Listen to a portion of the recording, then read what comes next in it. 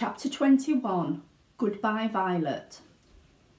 This gum, Mr. Wonka went on, is my latest, my greatest, my most fascinating invention. It's a chewing gum meal. It's a tiny little strip of gum lying there is a whole three-course dinner all by itself. What sort of nonsense is this? Said one of the fathers. My dear sir, cried Mr. Wonka, when I start selling this gum in the shops, it will change everything. It will be the end of all kitchens and all cooking. There will be no more shopping to do, no more buying of meat and groceries. There'll be no knives and forks at meal times, no plates, no washing up, no rubbish, no mess. Just a little strip of Wonka's magic chewing gum, and that's all you'll ever need at breakfast, lunch and supper. This piece of gum I've just made happens to be tomato soup, roast beef and blueberry pie. But you can have almost anything you want. What do you mean it's tomato soup, roast beef and blueberry pie? Said Violet Beauregard. If you were to start chewing it, said Mr. Wonka, then that is exactly what you would get on the menu. It's absolutely amazing. You can actually feel the food going down your throat and into your tummy. And you can taste it perfectly. And it fills you up. It satisfies you. It's terrific. It's utterly impossible, said Veruca Salt. Just so long as it's gum, shouted Violet Beauregard. Just so long as it's a piece of gum and I can chew it, then that's for me. And quickly she took her own world record piece of chewing gum out of her mouth and stuck it behind her left ear. Come on, Mr. Wonka, she said, hand over this magic gum of yours and we'll see if this thing works. Now, Violet, said Mrs. Beauregard, her mother, don't let's do anything silly, Violet. I want the gum, Violet said obstinately. What's so silly? I would rather you didn't take it, said Mr. Wonka. You see, I haven't got it quite right yet. There are still one or two things. Oh, to blazes with that, said Violet. And suddenly, before Mr. Wonka could stop her, she shot out a fat hand and grabbed the stick of gum out of the little drawer and popped it into her mouth. At once, her huge, well-trained jaws started chewing away on it like a pair of tongs. Don't, said Mr. Wonka. Fabulous, shouted Violet. It's tomato soup. It's hot and creamy and delicious. I can feel it running down my throat. Stop, said Mr. Wonka. The gum isn't ready yet. It's not right. Of course it's right, said Violet. It's working beautifully. Oh my, what lovely soup this is. Spit it out, said Mr. Wonka. It's changing, shouted Violet, chewing and grinning at the same time. The second course is coming up. It's roast beef. It's tender and juicy. Oh, what a flavour. The baked potato is marvellous. It's got a crispy skin. It's filled with butter. But how interesting, Violet, said Mrs. Beauregard. You are a clever girl. Keep chewing, baby, said Mr. Beauregard. Keep right on chewing. This is a great day for the Beauregards. Our little girl is the first person in the world to have a chewing gum meal. Everybody was watching Violet Beauregard as she stood there chewing this extraordinary gum. Little Charlie Bucket was staring at her absolutely spellbound, watching her huge rubbery lips as they pressed and unpressed with the chewing, and Grandpa Joe stood beside him gaping at the girl. Mr. Wonka was wringing his hands and saying, No, it isn't ready for eating. It isn't right, you mustn't do it. Blueberry pie and cream, shouted Violet. Here it comes. Oh my, it's perfect, it's beautiful. It's exactly as though I'm swallowing it. Wow, it's like big spoonfuls of the most marvellous blueberry pie in the world. Good heavens, girl, shrieked Mrs. Beauregard, suddenly staring at Violet. What's happening to your nose? Oh, be quiet, mother. Let me finish, said Violet. It's turning blue, screamed Mrs. Beauregard. Your nose is turning blue as a blueberry. Your mother is right, shouted Mr. Beauregard. Your whole nose has gone purple. What do you mean, said Violet, still chewing. Your cheeks, screamed Mrs. Beauregard. They're turning blue as well. So's your chin. Your whole face is turning blue. Spit that gum out at once, ordered Mr. Beauregard. Mercy save us, yelled Mrs. Beauregard. The girl's going blue and purple all over. Even her hair is changing colour.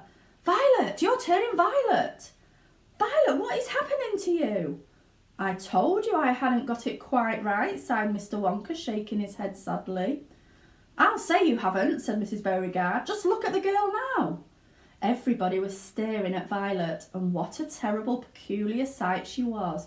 Her face and hands and legs and neck, In fact, the skin all over her body, as well as her great big mop of curly hair, had turned a brilliant purplish blue, the colour of blueberry juice. It always goes wrong when we come to the dessert, sighed Mr. Wonka. It's the blueberry pie that does it. I'll get it right one day, you wait and see. Violet, screamed Mrs. Beauregard, you're swelling up. I feel sick, Violet said. You're swelling up, screamed Mrs. Beauregard. I feel most peculiar, said Violet. I'm not surprised, said Mr. Beauregard. Great heavens, girls, screeched Mr. Beauregard. You're blowing up like a balloon. Like a blueberry, said Mr. Wonka. Call a doctor, shouted Mr. Beauregard. Prick her with a pin, shouted one of the other fathers. Save her, cried Mrs. Beauregard, wringing her hands. But there was no saving her now.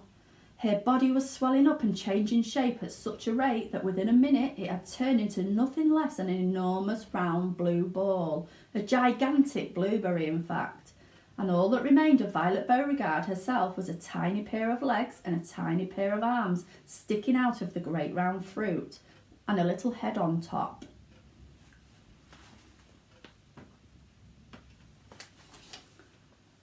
It always happens like that, sighed Mr. Wonka. I've tried it 20 times in the testing room on 20 Oompa Loompas, and every one of them finished up as a blueberry. It's most annoying. I just can't understand it. But I don't want a blueberry for a daughter, yelled Mrs. Beauregard. Put her back to what she was this instant. Mr. Wonka clicked his fingers, and 10 Oompa Loompas appeared immediately at his side. Roll Miss Beauregard into the boat, he said to them, and take her along to the juicing room at once. The juicing room? Cried Mrs. Beauregard. What are they going to do to her there? Squeeze her, said Mr. Wonka. We've got to squeeze the juice out of her immediately. After that, we'll just have to see how she comes out. But don't worry, my dear Mrs. Beauregard, we'll get her repaired if it's the last thing we do. I am sorry about it, I really am. Already the 10 Oompa Loompas were rolling the enormous blueberry across the floor of the inventing room towards the door that led to the chocolate river where the boat was waiting. Mr. and Mrs. Beauregard hurried after them. The rest of the party, including little Charlie Bucket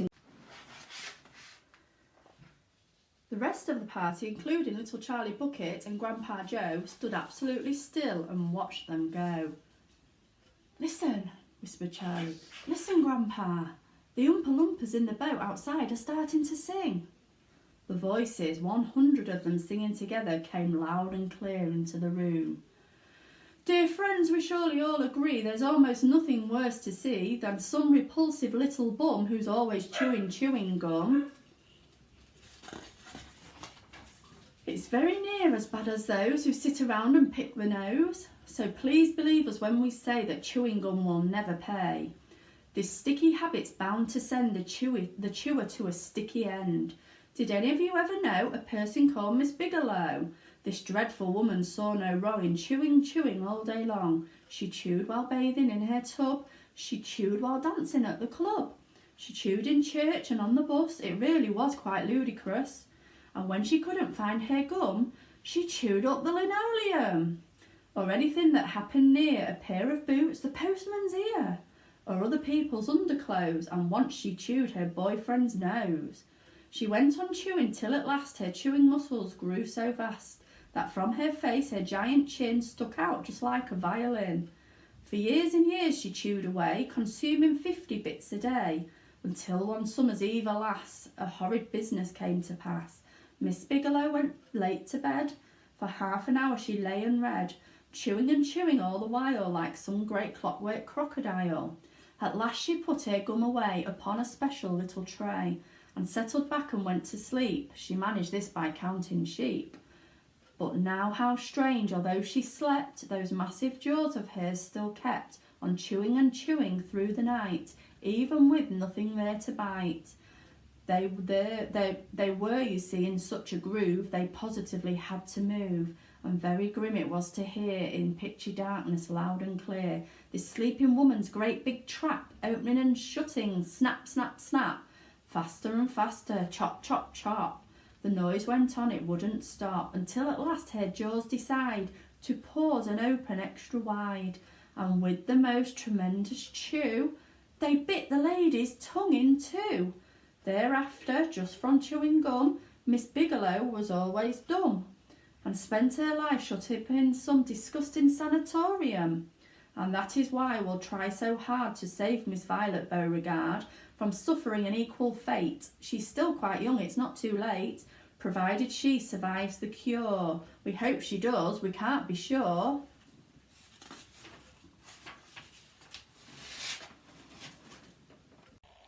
Chapter 22. Along the corridor. Well, well, well, sighed Mr. Willy Wonka. 2 naughty little children gone. 3 good little children left. I think we'd better get out of this room quickly before we lose any else. But Mr. Wonka said Charlie Bucket anxiously. Will Violet ever be all right again, or will she always be a blueberry? There will be dejuice her in 2 time flat, declared Mr. Wonka. They roll her into the dejuicing machine, and she will come out just as thin as she whistled. But will she still be blue all over? Asked Charlie. She will be purple, cried Mr. Wonka. A fine rich purple from head to toe. But there you are. That's what comes from chewing disgusting gum all day long. If you think gum is so disgusting, said Mike Teave, then why do you make it in your factory? I do wish you wouldn't mumble, said Mr. Wonka. I cannot hear a word you are saying. Come on, off we go. Hurry up, follow me. We are going into the corridors again. And so saying, Mr. Wonka scuttled across to the far end of the inventing room and went out through a small secret door, hid behind a lot of pipes and stoves. The 3 remaining children, Veruca Salt, Mike Teavee, and Charlie Bucket, together with the 5 remaining grown-ups, followed after him. Charlie Bucket saw that they were now back in one of these long pink corridors, with many other pink corridors leading out of it. Mr. Wonka was rushing along in the front, turning left and right and left, and Grandpa Joe was saying, "Keep a good hold of my hand, Charlie. It would be terrible to get lost in here." Mr. Wonka was saying, "No time for any more messing about. We'll never get anywhere at the rate we have been going." And on the rush down the endless pink corridor, with his black top hat perched on the top of his head and his plum-colored velvet coat tails flying out behind him like a flag in the wind. They passed a door in the wall. "No time to go in," shouted Mr. Wonka. "Press on, press on." They passed another door, then another. There were doors every 20 paces or so along the corridor now, and they all all had something written on them, and strange clanging noises were coming from behind several of them, and delicious smell came wafting through the keyhole, and sometimes little jet of coloured steam shot out from the cracks underneath. Grandpa Joe and Charlie were half running and half walking to keep up with Mr. Wonka, but they were able to read what it is said unquiet a few of the door as they hurried by. "Eatable marshmallow pillow," it said on one. "Marshmallow pillows are terrific," shouted Mr. Wonka as he dashed by. "They will be all the rage with I get them into the shops. No time to go in, though. No time to go in. Lickable wallpaper for nurseries," it says on the next door. "Lovely stuff, lickable wallpaper," cried Mr. Wonka, rushing past. "It has picture of a fruit in it. Bananas, apples, oranges, grapes, pineapples, strawberries, and snoozeberries." "Snoozeberries," said Mikey Teavee. Don't interrupt, said Mr. Wonka. The wallpaper had pictures of all these fruit printed on it. And when you lick the picture of a banana, it tastes of a banana. When you lick a strawberry, it tastes of a strawberry. And when you lick a snowsberry, it tasted just like a snowsberry. But what does a snowsberry taste like? You are mumbling again, said Mr. Wonka. Speak louder next time. On we go. Hurry up. Hot ice cream for cold days, it said on the next door. Extremely useful in the winter, said Mr. Wonka, rushing in. Hot ice cream warms you up. No, and in the freezing weather, I also make hot ice cubes for putting in hot drinks. Hot ice cubes make hotter drinks hotter. Cow that give chocolate milk, it said on the next door. Ah, my pretty little cows, cried Mr. Wonka. How I love those cows. But why can't we see them? Asked Veruca Salt. Why do we have to go rushing on past all these lovely rooms? We shall stop in time, called Mr. Wonka. Don't be so maddy impatient. Fizzy lifting drinks, it says on the next door. Oh, those are fabulous, cried Mr. Wonka.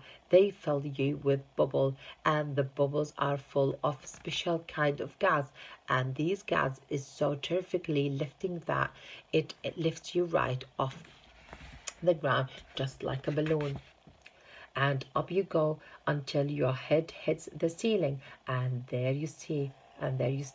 But how do you come down again? Asked little Charlie. You do a burp, of course, said Mr. Wonka. You do a great big long rude burp, and up comes Anna Gas, and down come you. But don't drink it outdoor. There's no knowing how high up you will be carried if you do that. I'll give you some too. An old Umber Lumber once out in the backyard, and he went up and down and disappeared out of sight. It was very sad. Chapter 23. Square Sweets That Look Round.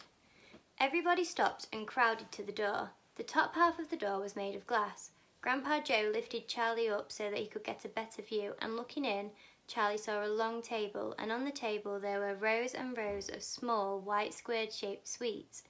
The sweets looked very much like square sugar lumps, except that each of them had a funny little pink face painted on one side. At the end of the table, a number of Oompa Loompas were busily painting more faces on more sweets. There you are, cried Mr. Wonka. Square sweets that look round.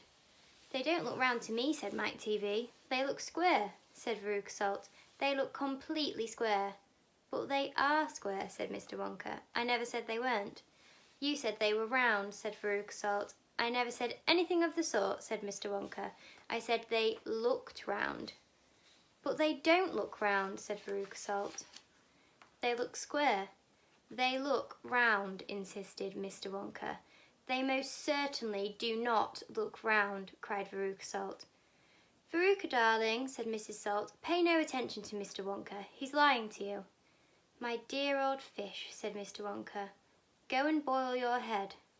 How dare you speak to me like that, shouted Mrs. Salt. Oh, do shut up, said Mr. Wonka. Now watch this. He took a key from his pocket and unlocked the door and flung it open, and suddenly, at the sound of the door opening, all the rows of little square sweets looked quickly round to see who was coming in. The tiny faces actually turned towards the door and stared at Mr. Wonka. There you are, he cried triumphantly. They're looking round. There's no argument about it. They are square sweets that look round.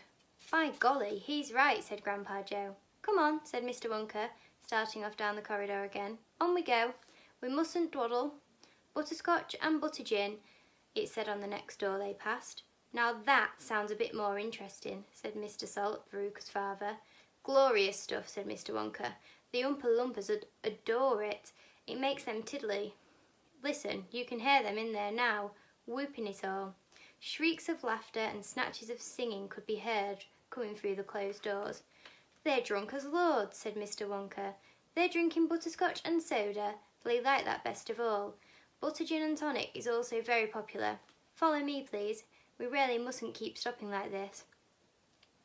He turned left, he turned right, they came to a long flight of stairs. Mr. Wonka slid down the banisters, the three children did the same. Mrs. Salt and Mrs. TV, the only women now left in the party, were getting very out of breath. Mrs. Salt was a great fat creature with short legs, and she was blowing like a rhinoceros. "This way," cried Mr. Wonka, turning left at the bottom of the stairs. "Go slower," panted Mrs. Salt. "Impossible," said Mr. Wonka. "We should never get there in time if I did." "Get where?" asked Veruca Salt. "Never you mind," said Mr. Wonka. "You just wait and see." Chapter 24. Veruca in the Nut Room. Mr. Wonka rushed on down the corridor. "The Nut Room," it said on the next door they came to. "All right," said Mr. Wonka, "stop here for a moment and catch your breath and take a peek through the glass panel of this door. But don't go in. Whatever you do, don't go in the Nut Room. If you go in, you'll disturb the squirrels." Everyone crowded round the door. "Oh, look, Grandpa, look!" cried Charlie. "Squirrels!" shouted Veruca Salt. "Crikey!" said Mike TV. It was an amazing sight. 100 squirrels were seated upon high stools around a large table. On the table there were mounds and mounds of walnuts, and the squirrels were all working away like mad, shelling the walnuts at a tremendous speed. "These squirrels are specially trained for getting the nuts out of walnuts," Mr. Wonka explained.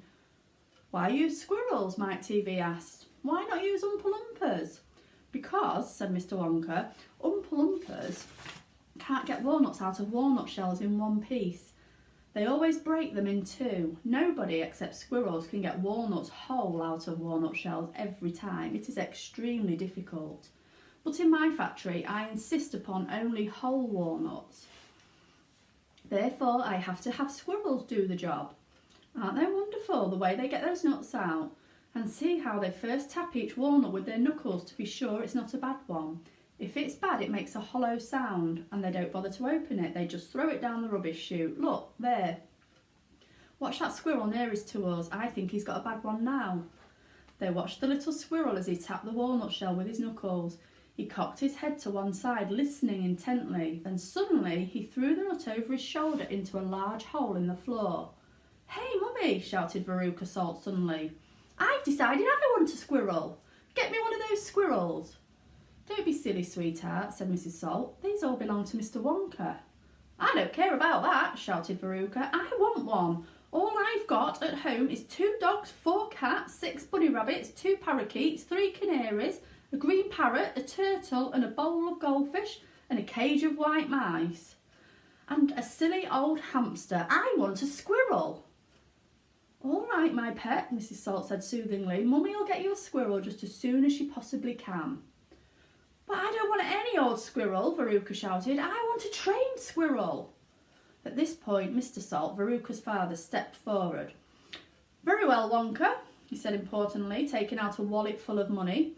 "How much do you want for one of those squirrels? Name your price."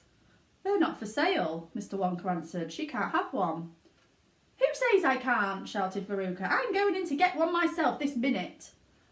"Don't," said Mr. Wonka quickly, but he was too late. The girl had already thrown open the door and rushed in.